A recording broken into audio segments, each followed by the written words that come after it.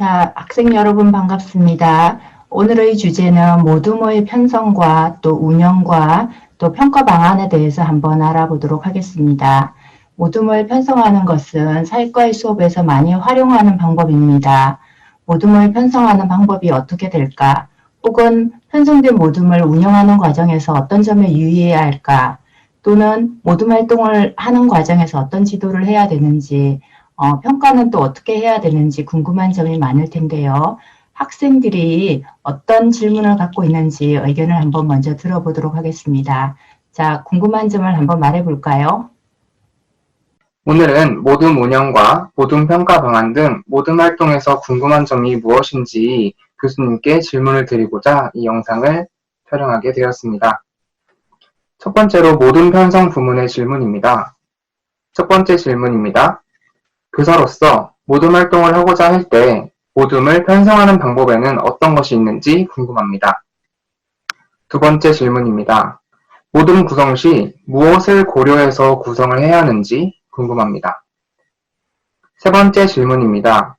모둠 활동을 위한 모둠 편성은 어떻게 해야 하는지 궁금합니다. 네 번째 질문입니다.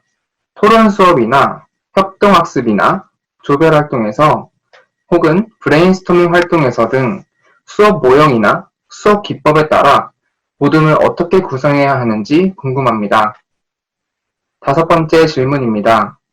다문화 학생들과 함께하는 모둠 활동의 경우 어떤 것에 유의해서 지도해야 하는지 궁금합니다.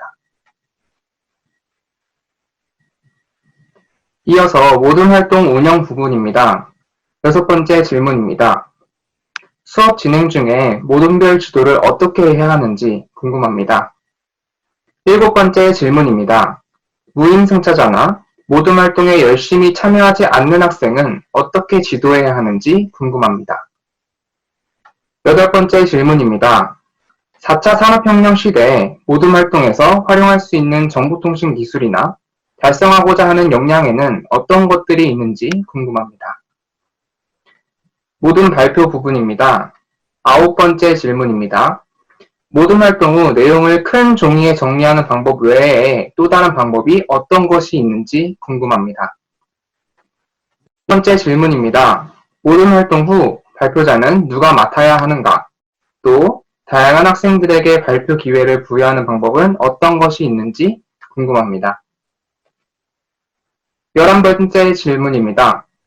모둠 활동 발표를 진행할 때 각 모둠 발표 때마다 정리를 해줘야 하는지, 또 모든 결과를 어떻게 종합해야 하는지 궁금합니다. 마지막으로 모둠 활동 평가 부분입니다. 12번째 질문입니다. 모둠 활동 후 모둠 평가는 어떻게 해야 하는지 궁금합니다. 13번째 질문입니다. 모둠 활동 시 모둠 내에서 구성원들이 활동한 정도는 맡은 역할에 따라 차이가 나는데 이렇게 각각의 차이가 나는 항목들은 어떻게 평가를 할 수 있는지 궁금합니다. 14번째 질문입니다. 모둠 활동 후 모둠 간 활동을 평가하는 방법에는 어떤 것이 있는지 궁금합니다. 마지막 15번째 질문입니다. 모둠 활동을 평가하기 위한 평가지는 어떤 것이 있는지 궁금합니다. 자, 학생이 모둠 활동에 관해서 궁금한 점을 다양하게 잘 이야기를 해주었습니다. 이러한 궁금한 점을 참고로 해서 답변을 할 수 있도록 강의를 진행해 보도록 하겠습니다. 자, 먼저 모둠 활동을 우리는 왜 형성하게 될까요? 모둠은 사회과 수업에서 많이 사용하는 수업 기법입니다. 모둠을 형성하게 되면 모둠 내 학생들끼리는 근접 발달 영역의 도움을 받게 됩니다. 잘하는 학생들과 또 중간인 학생들이 서로 상호작용을 하면서 도움을 받을 수 있겠죠. 그래서 이러한 과정에서 모둠의 결과물이 개인이 노력하는 과정보다 훨씬 더 나은 상태로 나오는 경우가 많습니다. 또 이러한 협동의 과정에서 긍정적으로 이렇게 인성의 발달을 도울 수도 있습니다. 이러한 모둠 활동 과정을 통해서 개별적으로 수행할 때보다는 학습 과정을 놀이로 인식하게 되면서 훨씬 더 흥미있게 수업에 이렇게 참여할 수가 있습니다. 이러한 여러 가지 배경으로 모둠 활동을 수업의 과정에서 많이 편성하고 있습니다. 자, 모둠 활동 사진을 한번 살펴볼까요? 모둠 책상의 경우에 학생들이 바라보는 것은 앞에 있는 선생님이 아니라 주로 바로 앞에 앉아 있는 자기 모둠 내의 학생들입니다. 그래서 학생들 간의 대화가 이렇게 자주 일어나게 되면서 서로 이렇게 자유롭게 의사표현을 하면서 많은 아이디어를 도출해내게 되겠죠. 그 결과 이렇게 모둠 활동 결과물이 나오게 됩니다. 그래서 나중에 모둠 활동 결과물을 발표함으로써 모둠에서 무슨 논의가 일어났는지 이런 것들을 함께 공유해 볼 수가 있습니다. 자, 그렇다면 다음에는 모둠을 구성하는 방안에 대해서 살펴보도록 하겠습니다. 모둠을 구성하는 방법은 여러 가지가 있는데 수업 주제나 수업 활동의 특성에 따라서 여러 가지 방법 중에 적합한 방법을 선택하면 좋겠습니다. 먼저 자유롭게 모둠을 구성하는 방법이 있습니다. 자기 책상 주변의 학생들끼리 돌려앉아서 모여서 편리하게 모둠을 구성하는 방법이 있습니다. 평소에 강의 문답법으로 진행을 하다가 사이사이에 브레인스토밍을 한다든지 자유롭게 의견을 모아서 이렇게 논의를 해야 될 경우에 가까이 앉은 학생들끼리 편하게 이렇게 모둠을 구성하는 방법입니다. 그래서 보통 홀수줄에 앉은 학생들이 마주보고 그 뒷줄에 앉은 짝수줄의 학생들과 이렇게 한 모둠을 구성해서 모둠 활동을 할 수 있겠죠. 그래서 이렇게 하는 경우는 이렇게 여러 가지 수업에서 편하게 쓸 수 있고 또 필요에 따라서는 의사결정 수업이나 토론 수업이나 또는 짝토론이나 모둠 토론 등의 다양한 수업에서도 접목해서 할 수 있습니다. 자, 그 다음 방법 한번 살펴봅시다. 희망자끼리 모둠을 편성하게 하는 방법이 있습니다. 어떤 특정의 과제를 탐구하거나 조사를 해야 되는 이렇게 과제를 수행해야 하는 경우가 있습니다. 이럴 경우에 이제 조를 보통 편성하게 되는데 자기 그 친구 관계, 동료 관계, 희망자 서로 마음이 맞는 친구들끼리 모둠을 먼저 편성하게 한 뒤에 과제를 수행하게 하는 방법입니다. 이렇게 서로 편안한 관계를 선호하는 학생들끼리 모둠을 편성하게 할 경우에는 서로 래포가 사전에 형성되어 있어서 인간관계가 좀 편리하다는 점이 있습니다. 그래서 그 다음에 바로 과제 활동으로 이렇게 수행을 할 수 있는 이점이 있습니다. 단 희망자끼리 모둠을 편성하게 할 경우에는 또 모둠 내에 편입이 되지 못하는 소수의 소외되는 학생들이 나타날 수 있기 때문에 이 학생들도 적절한 위치에 모둠 내에 편입될 수 있도록 배정을 해주는 교사의 추가적인 노력이 필요합니다. 이러한 희망자끼리 모둠을 형성하는 경우에는 자유로운 주제를 선정해서 창의적으로 어떤 과제를 수행해야 할 경우에 도움이 될 수 있습니다. 그래서 이러한 모둠 활동도 주제의 성격에 따라 활용하면 좋을 것 같습니다. 그래서 이러한 친한 친구끼리, 편한 사이끼리 모둠을 형성하게 하는 이러한 모둠 활동은 모의 재판이라든지 혹은 탐구 보고서를 작성하게 한다든지 이런 경우에도 활용할 수 있겠습니다. 또 그 다음 방법을 한번 알아볼까요? 모둠마다 조장을 먼저 배치하는 방법이 있습니다. 각 모둠마다 리더십을 갖춘 책임자를 먼저 배정을 하게 됩니다. 이러한 모둠을 편성하는 예로는 어떤 모둠의 수행 활동 과정이 외부적으로 영향을 끼친다든지 혹은 어떤 특정의 과제를 수행할 수 있는 역량을 갖춘 학생이 필요하다든지 이런 특수한 사정이 있는 경우에는 책임감 있는 조장을 먼저 배치할 필요가 있습니다. 그래서 학생들에게 유능한 조장이 될 만한 인물들을 먼저 추천을 받습니다. 그 뒤에 각 조원들이 이 조장과 함께 모둠을 구성할 수 있도록 이렇게 모둠을 편성하는 방법이 있습니다. 그래서 이렇게 모둠이 구성된 뒤에는 적극적으로 여러 가지 수행을 하게 되는데 사회 참여 수업이라든지 특정 정보를 활용해서 한다든지 이런 경우에 기자재 활용 능력을 또 갖춘 학생들이 골고루 이렇게 조마다 들어가는 게 좋겠죠. 이런 경우에는 이렇게 조장을 중심으로 자유롭게 조원을 구성하는 방법이 있습니다. 또 성적을 또 고려를 해서 편성해야 하는 경우도 있습니다. 특히 협동학습을 진행할 경우에는 각 모둠마다 균형 있는 성적이 안배가 되도록 편성할 필요가 있습니다.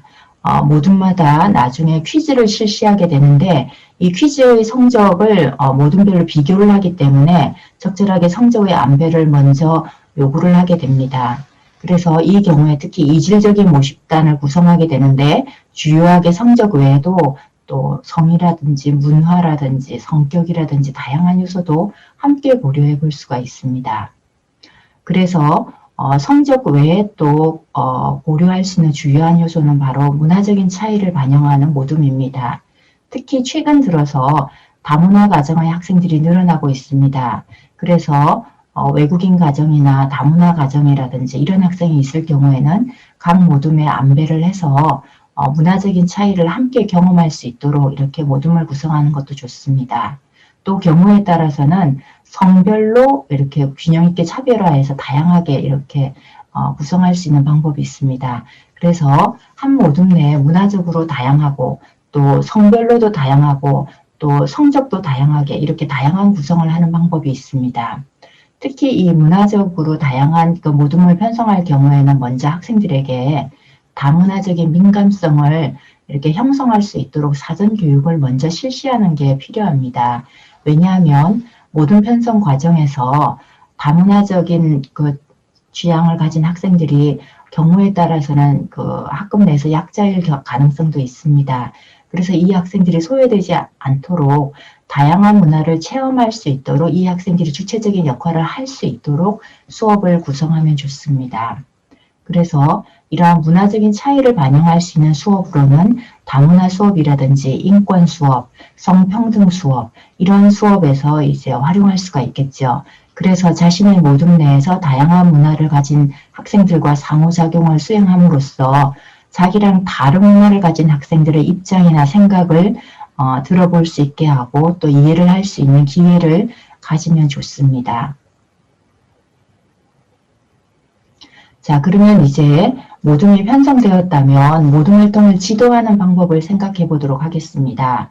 보통 모둠을 구성한 뒤에는 선생님이 모둠을 이렇게 돌아다니면서 순시를 하게 됩니다. 모둠별 순시를 하게 될 경우에 보통 잘하고 있는 경우는 교사가 격려를 하게 되고 또 돌아다니면서 구체적으로 질문이 있는 모둠에게는 또 구체적으로 답변도 해주면서 예시도 보여주면서 좀 더 가까이에서 지도를 할 수가 있습니다.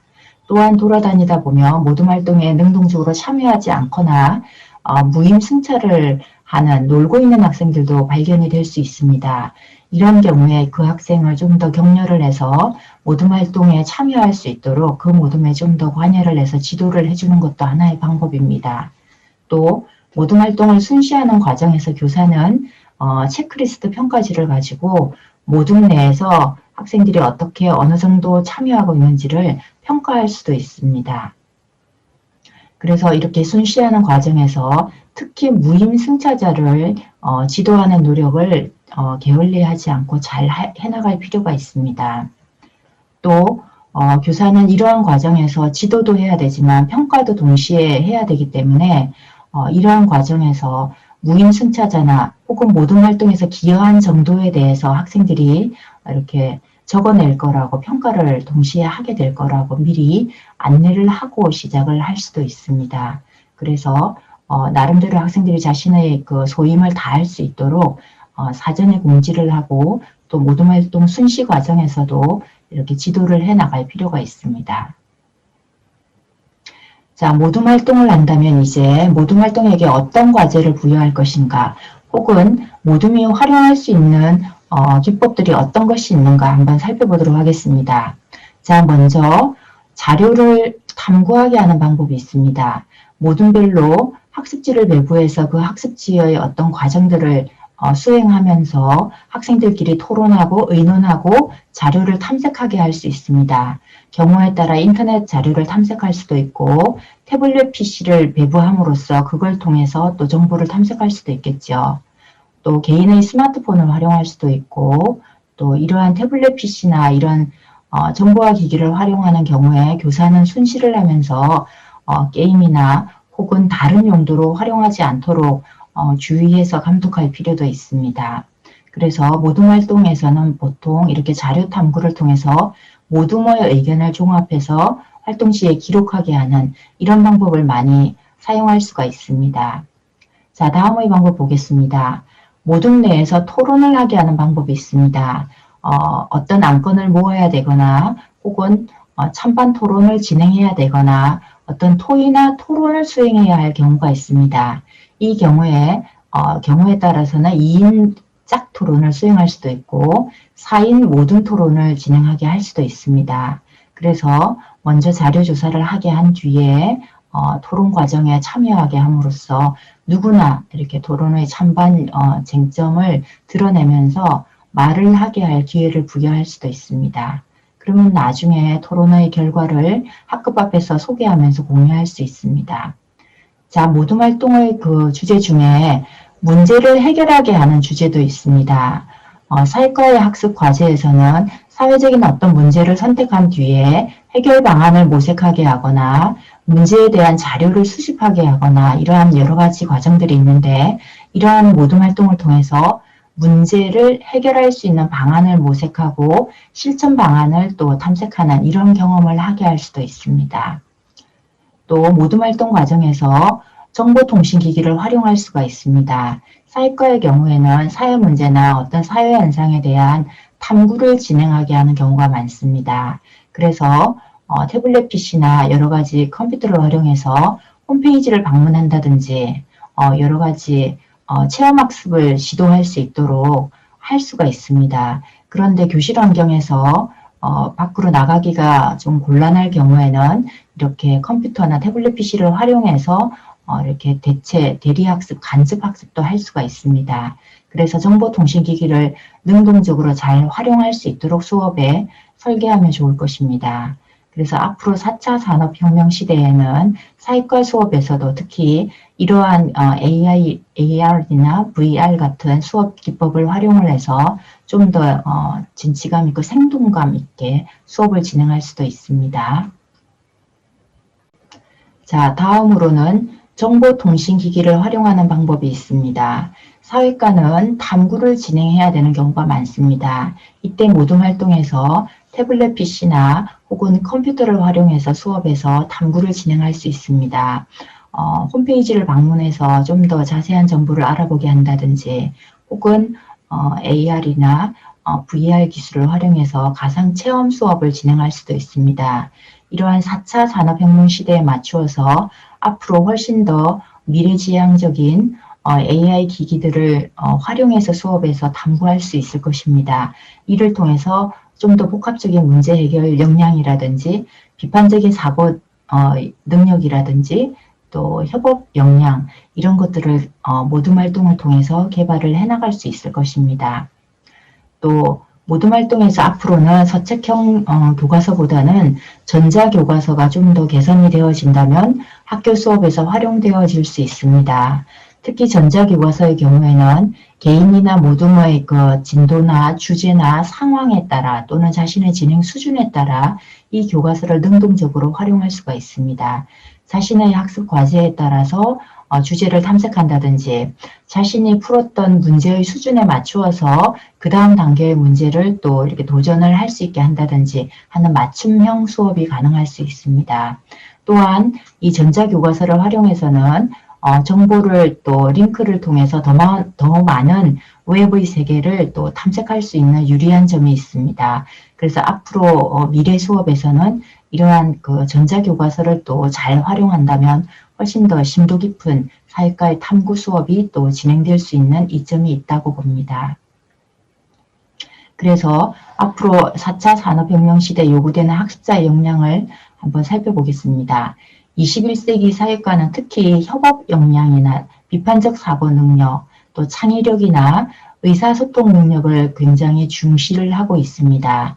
이러한 그 역량을 개발하는 데 모둠 활동이 많은 도움이 될 것으로 보여집니다. 그래서 앞으로 미래사회에서의 인재는 특히 복합적인 문제 해결 능력이 아주 중요하다고 보고가 되고 있습니다. 또 비판적인 사고 능력이나 또 여러 가지 능력들 중에 협업 능력도 여기 들어가 있죠. 그래서 다양한 능력들, 또 여기 창의력 이런 것들을 개발할 수 있는 주요한 수업 방법 중에 하나가 모둠 활동입니다. 그래서 앞으로 학습자는 자기 주도 학습을 할 수 있어야 되고 문제 해결도 할 수 있어야 되고 비판적인 사고 또 협동과 이런 능력 또 정보 미디어 활용 능력 이런 것들을 골고루 균형 있게 갖춘 학습자를 기대를 하고 있습니다. 그래서 이러한 학습자를 개발하기 위해서는, 교육시키기 위해서는 핵심 역량 교육 방법 중에 한번 살펴볼까요? 체험학습이나 협업학습도 해야 되고, 학습자 중심 수업도 해야 되고, 또 멀티미디어 활용 수업도 해야 됩니다. 그래서 이러한 여러 가지 수업 방법을 사용하기 위해서는 그 중간 단계로서 모둠을 편성하고 운영을 잘 해나갈 필요가 있습니다. 그래서 이제 모둠 활동이 수행이 되었다면 이제 모둠 활동을 발표를 시키게 됩니다. 모둠 활동의 경우는 소그룹으로 형성을 하게 됨으로써 소그룹 내에서 원활하게 어떤 활동이 수행된 거는 자신의 모둠 내에서는 알지만 타인의 모둠들은 알 수가 없습니다. 그래서 우리는 모둠 활동이 마감되고 난 뒤에 모둠별로 발표를 하는 기회를 많이 부여를 하고 있습니다. 자, 발표하는 방법을 한번 살펴봅시다. 먼저 모둠 발표자를 선정하는 방법을 한번 알아봅시다. 보통은 모둠 활동이 마감될 즈음에 이러한 방식으로 모둠 발표자를 선정해 주세요. 이렇게 안내를 하는 것이 좋습니다. 모둠 활동이 시작될 때부터 발표자를 선정하게 되면 그 발표자만 주의를 하게 되고 나머지 구성원들은 좀 모둠 활동의 과정에 소원해질 수도 있습니다. 그래서 모둠 활동을 누구나 열심히 참여하게 한 뒤에 발표자는 나중에 선정하는 것도 좋은 방법이 되겠습니다. 또 모둠 발표자를 선정할 때 보통 가위바위보로 결정하는 경우도 있는데 이 방법보다는 협의를 통해서 모둠의 의사를 잘 표현하고 전달할 수 있는 이런 사람을 선택하는 것을 권장하는 것이 좋습니다. 또한 그렇게 하다 보면 모둠 내에서 좀 더 우수한 사람, 좀 더 열심히 참여를 많이 했던 사람이 발표를 하게 됩니다. 그런데 발표하는 사람도 점수의 부여를 하는 경우가 많기 때문에 발표자를 균형 있게 골고루 기회를 돌리는 것도 필요합니다. 그래서 처음에는 잘하는 사람이 발표를 할 수도 있지만 나중에는 그동안 발표를 많이 하지 못했던 기회가 적었던 학생들에게도 발표 기회를 돌릴 필요가 있습니다. 또 발표를 한 명이 하는 경우도 있지만 경우에 따라서는 모둠원들이 함께 나와서 자기의 부분들을 이렇게 협동을 해서 소개하는 방법도 하나의 대안으로 볼 수 있습니다. 그래서 토론회 과정에도 참여했지만 공유하는 과정에서 발표의 과정에도 능동적으로 참여할 수 있도록 또 골고루 참여할 수 있도록 다양한 아이디어를 동원해서 이렇게 발표 기회를 부여하는 것이 좋습니다. 자, 모둠 발표의 순서를 한번 볼까요? 보통은 그 모둠이 1조, 2조 이렇게 넘버링이 부여되는 경우가 있지만 또 경우에 따라서는 배려 모둠, 창의 모둠, 협동 모둠 여러 가지 모둠 이름을 이렇게 별도로 부여하기도 합니다. 그래서 번호대로 부여가 되었을 경우에는 번호 차례대로 이렇게 발표를 시켜도 좋습니다. 그렇게 할 경우에는 차례대로 모든 결과물을 칠판에 게시를 해서 나중에 동료 평가나 교사 평가를 할 때 순서대로 이렇게 진행을 할 수 있다는 이점이 있습니다. 그러나 모둠 활동의 진행 시간을 볼 때 좀 더 먼저 마감된 모둠이 또 선착순에 따라서 먼저 발표를 하게 하는 방법도 있습니다. 그래서 상황에 따라 이렇게 모둠 발표는 시키면 좋은데 주의할 점은 발표가 진행될 때 혹은 발표를 마감하고 나서 그 결과물을 공유할 때 그 조 이름이라든지 모둠의 이름을 위에다가 명시를 해주는 것이 좋습니다. 그래야 나중에 평가를 할 때 혼란을 줄여줄 수가 있습니다. 그 다음에 모둠이 발표를 하고 나면 사회자나 예비교사 혹은 교사가 그 발표를 어떻게 정리해야 될지 발표하는 요령과 정리하는 방법에 대해서 한번 살펴보도록 하겠습니다. 모둠의 의견을 소개하는 방법으로 큰 종이 보통 그 B4 용지나 혹은 A3 용지 혹은 4절지, 8절지 등 여러 가지 크기를 사용하게 되는데 큰 용지에다가 8절지, 4절지 같은 큰 용지에다가 적어서 이렇게 발표를 하고 칠판에 게시하는 방법도 있습니다.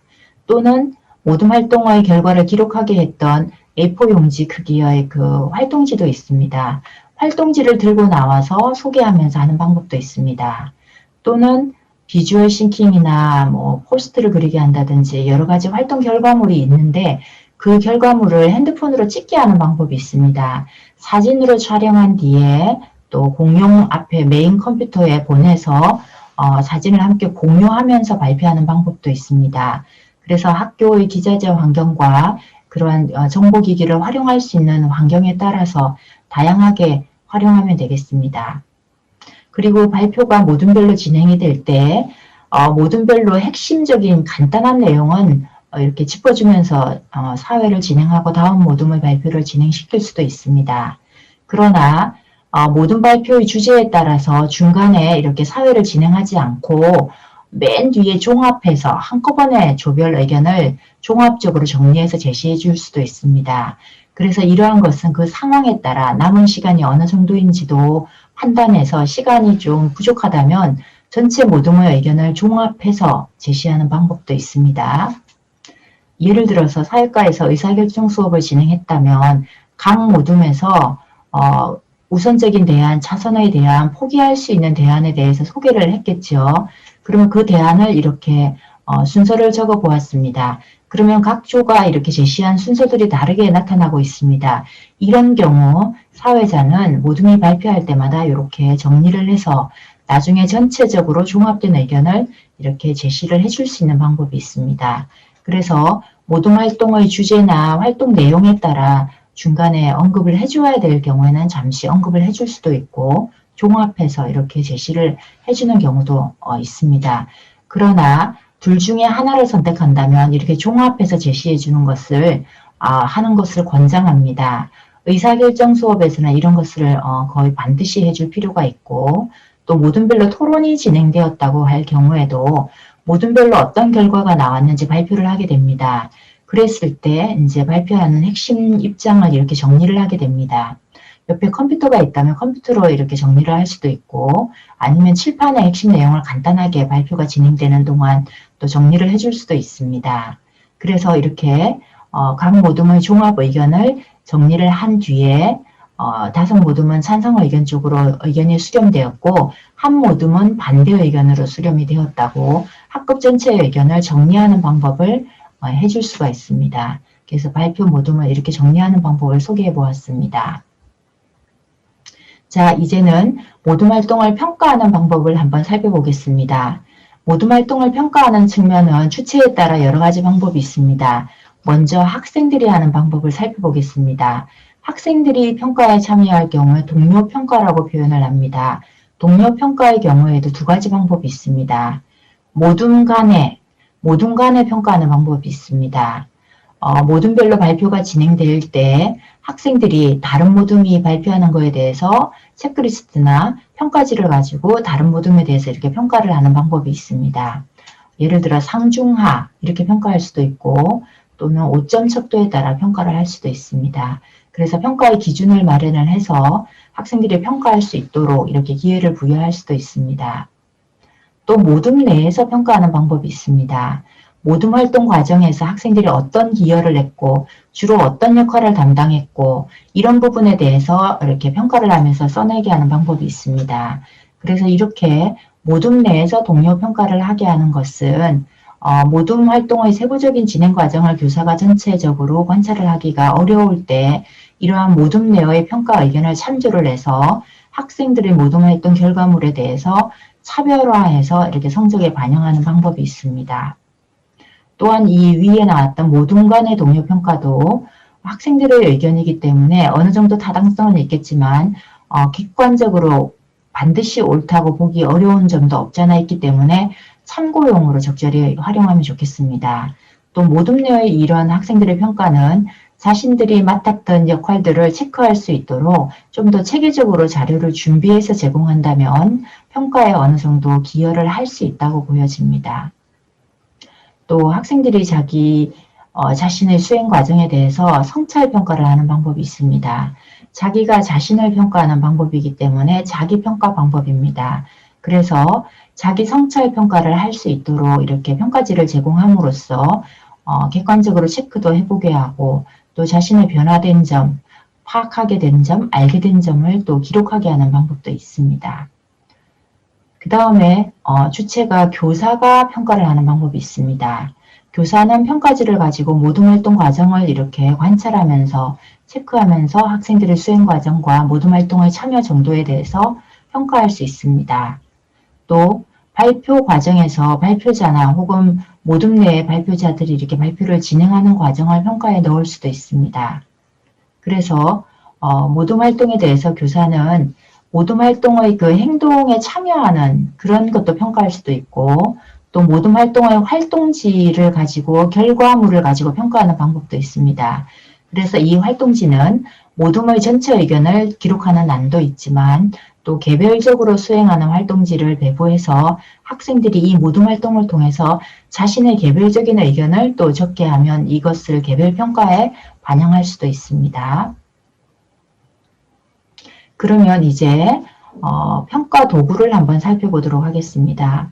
교사가 평가할 경우에도 평가 기준을 마련하는 것이 필요합니다. 수업의 활동을 평가하는 정도, 혹은 학생들이 수행한 학습지를 평가하는 정도, 이렇게 평가 영역을 구분을 했습니다. 그리고 영역마다 이렇게 어느 정도로 했는지 평가 기준, 예를 들어 협력, 논리적으로 표현한 정도, 또 경청을 한 정도, 이런 것들을 이렇게 한번 기준을 세워보았습니다. 여기서 5점 기준으로 해서 이렇게 평가를 하게 했죠. 학생들마다. 그래서 이런 것들을 활용할 수도 있습니다. 자, 그 다음 학생의 자기평가지를 한번 보겠습니다. 학생이 모둠 활동에 어떻게 참여했는지, 자기의 역할에 어떻게 임했는지, 이런 것들을 한번 체크해 볼 수 있습니다.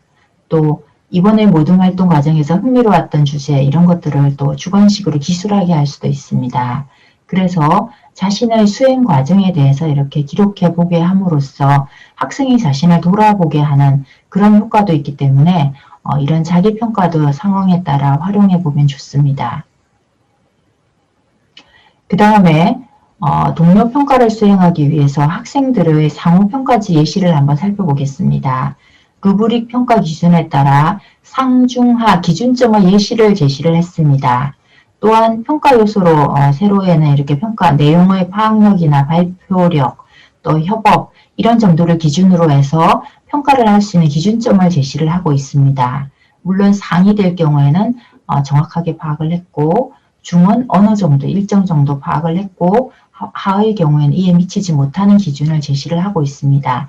그래서 이 기준점의 그 기준에 따라서 학생들이 이렇게 조별로 각 발표하는 조별로 조의 이름을 적고, 또 조가 발표하는 주제를 간략히 적고 이렇게 평가 점수를 상중하 중에서 기록하게 하는 방법도 있습니다. 그래서 이러한 루브릭 평가 기준은 학생들이 활용할 수도 있지만 조금 전에 교사가 여기서 평가할 때도 루브릭 평가 기준을 미리 5점 척도에 따라 만들어 놓고 이렇게 평가할 수도 있습니다. 자, 지금과 같이 모둠 활동을 편성하는 방법, 모둠 활동을 운영하면서 지도하는 방법, 또 모둠 활동의 결과물을 발표하는 방법, 또 모둠 활동의 그 결과를 평가에 반영하는 방법에 대해서 살펴보았습니다.